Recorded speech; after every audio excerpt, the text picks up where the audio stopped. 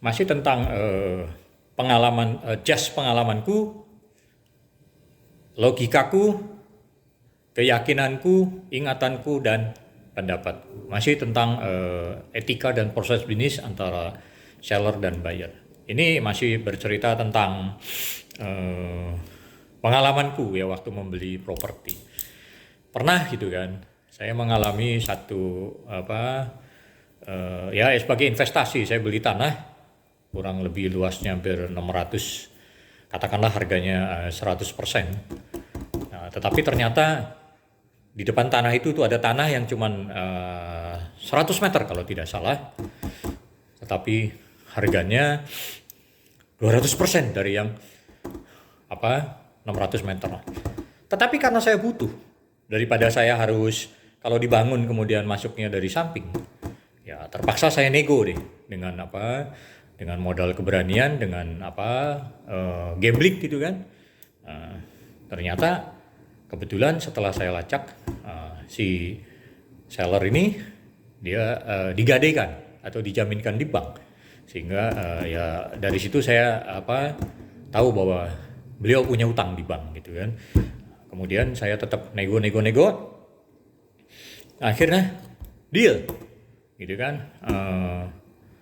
Bayangin aja ya kan, 100 meter persegi harganya 200% dibanding tanah yang 600 meter persegi di lokasi yang sama, hanya depan sama belakang doang bedanya begitu. Tetapi ya sebagai buyer yang memang butuh, ya mau nggak mau gitu kan. Karena saya naksir banget, ya akhirnya puji Tuhan tanah itu deal. Nah, kemudian saya bangun, jadi akhirnya ya saya bertempat tinggal menjadi rumah saya yang sekarang, home sweet home. Dan tidak berselang lama saya pernah juga membeli tanah dengan harga 100%, ya kan, dengan luas yang hampir sama juga. Kalau tidak salah hanya berselang 2 minggu saya tanah saya itu ditawar, gitu kan, ditawar, dan jujur saja itu sudah untung hampir 50%. Dalam 2 minggu 50%, dan itu nilai yang cukup besar waktu itu. Waktu itu ya. Waktu kalau nggak salah dolar masih berapa, 2.500 atau 3.000. Ya, tetapi kemudian bos saya tidak mau karena biasanya bos saya itu kalau sudah beli jarang sekali dijual, kecuali BU banget gitu ya. Ya tapi itu juga alternatif yang kesekian mungkin ya, kalau masih bisa jual yang lain gitu kan. Ya atau masih ada cadangan yang lain gitu. Ya demikianlah gitu kan. Ada juga buyer-buyer yang tipe saya. Dan kemudian juga ada juga yang seller tipe saya, sehingga pengalaman itu ya menjadikan saya juga profesional dalam melihat posisi saya, apakah sebagai seller ataukah sebagai buyer gitu kan. Ya terkadang memang harga itu dipengaruhi oleh demand atau supply gitu kan.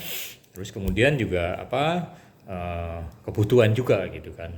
Ya logikanya sih memang si buyer yang naksir banget sama tanah saya, wajar ya dia meng-up harganya sampai 150% dari modal saya. Nah, tetapi ya seperti kalau kita beli perusahaan, mungkin kan ada nilai value pasar atau nilai realnya gitu kan. Terkadang kita pengen berlipat ya, misalnya kapitalisasi perusahaan itu 100%, terkadang dia mau jual ke buyer itu dengan 300% atau 400% or up malah gitu kan.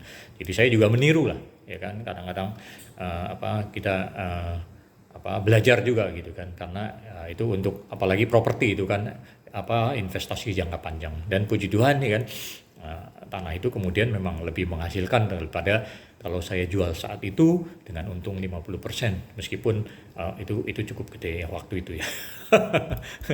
Ya demikianlah ya, terkadang ada yang bilang memang tanah itu jodoh-jodohan. Ya memang ada yang ngomong begitu, tetapi terkadang saya bersikap rasional ya.